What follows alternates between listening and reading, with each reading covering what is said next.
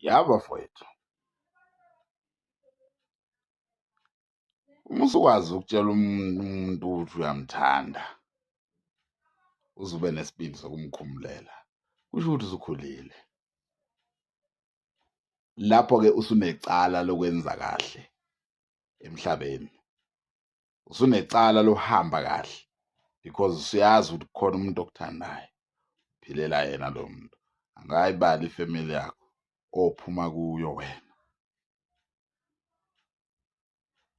Uma usukwazi ukukhumbula omunye umuntu useklasini, okanye ukhumbula umzala, ukhumbula unyoka, ukhumbula ubani, dadweni, kusho ukuthi usukhulile.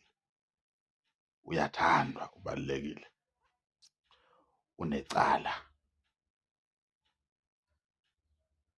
So kumele ukuthi-ke uyiphathe kahle ngenkani. Lokho kumele ukubeke la.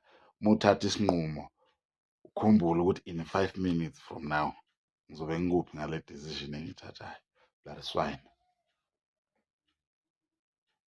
Wahamba uthathe iy'nqumo oyithathe ebanganeni, ngeke zikusebenzele ngoba umuntu uyakhulunyelwa, umuntu uyaphila.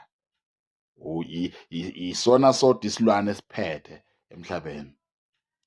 Kodwa before kumele uqale uphathe umzimba wakho, uthande, bese uyawunakekela.